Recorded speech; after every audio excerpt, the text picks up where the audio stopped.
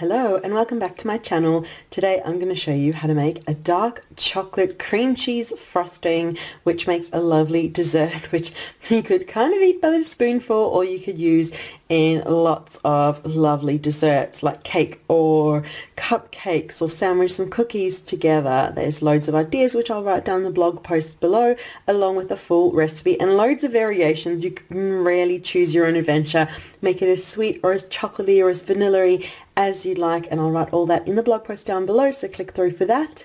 And be sure to leave a like, subscribe for more videos, comment too, let me know if you give this recipe a try and what you think of it.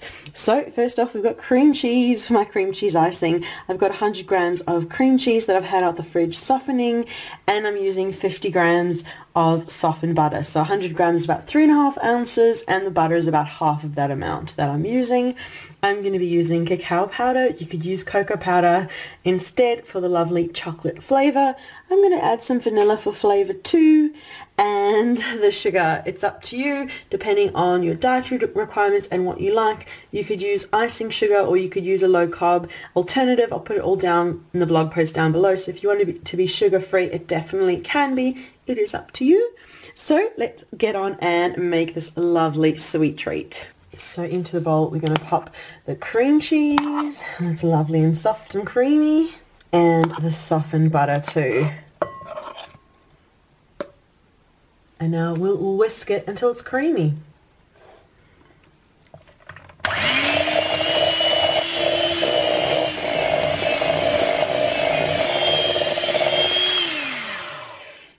There we go, it's beautifully blended together.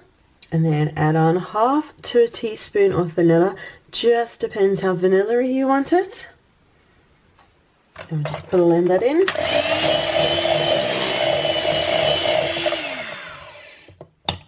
Okay, now add in 2 to 4 tablespoons, or even you could go up to 1/4 or half a cup of your icing sugar or your low carb sugar-free alternative, and we'll just pop that in. If you want it to be super smooth, then what you can do is just pop it through a sieve, and we'll just blend that in.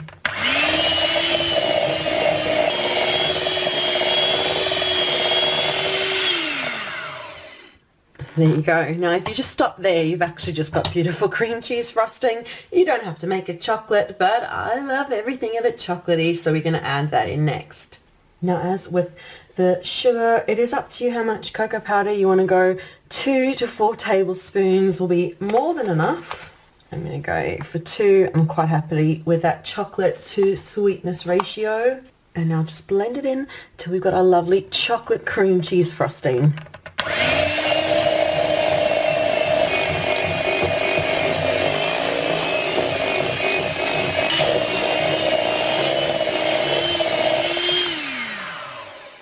Oh, that's so perfect. How beautifully chocolatey does that look? Now, I would definitely suggest having a tiny teaspoon taste or half a teaspoon taste, and check you're happy with the chocolate to sweetener ratio. And if you want it more chocolatey, add more chocolate.